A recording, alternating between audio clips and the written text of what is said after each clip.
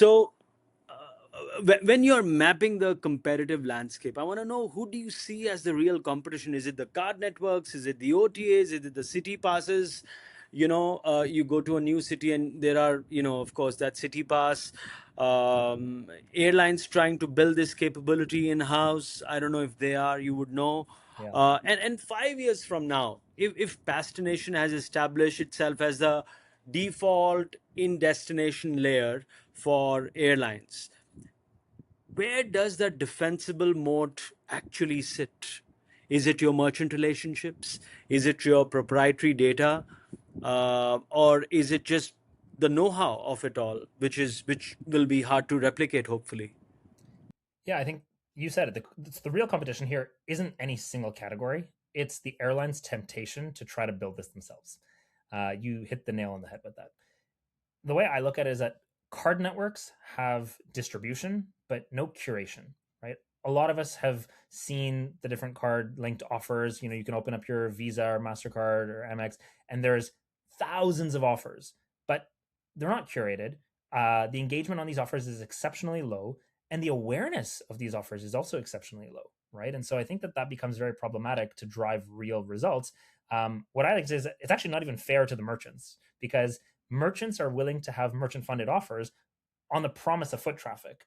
But if there's low awareness and low engagement for certain offers, the merchants aren't getting the foot traffic. So sure, they're not paying out because they don't have to redeem offers that nobody comes in to claim, but it's almost a tease. Like, you're not bringing in foot traffic for them to be able to benefit from it. They're happy to pay for that offer's value, but they also want the traffic, and that's not happening. So, curation is really, really important from our perspective, and we do a really good job of it.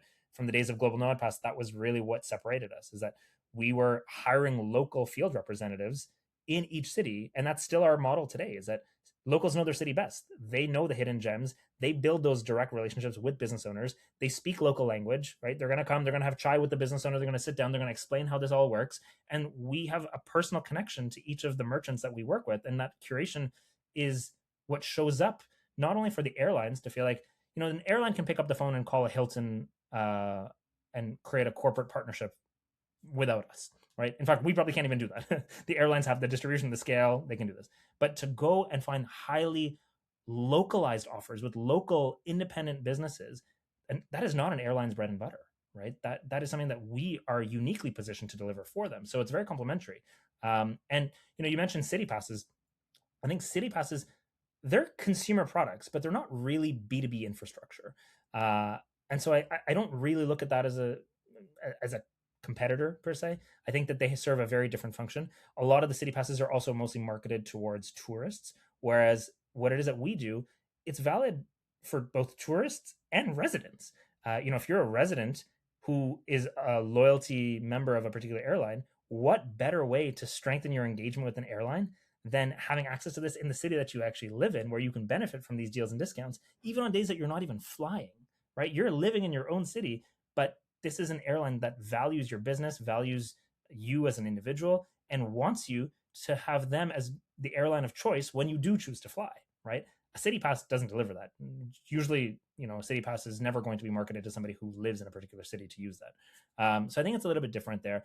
And that's why we've seen that the in-house build option looks attractive to airlines until they realize just how operationally intensive this entire process is, right? Merchant acquisition, merchant management, the wallet pass, the data synthesis, the analytics, the curation.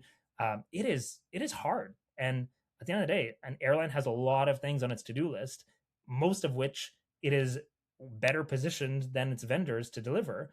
So it should focus on that, right? And we've seen this. And then I think to your other question, Vishal, around 5 years from now, like, what is the moat? It's the know-how. And we almost don't even have to wait 5 years, because we've been running Global Nomad Pass for the last 3 years, and it's an active business today. And because we have the know-how, right? We've launched Global Nomad Pass in more than 30 destinations around the world. We understand how to build merchant networks, how to curate this, how to deliver the offer in a simple way to the customer, which offers work well, which ones don't work well, what the wallet passes role is, the QR code at the merchant, the data, the analytics layer. I mean, all of that packaged together is ultimately what gave us confidence to white label that entire solution specifically for airline loyalty, which is what launched Pastination.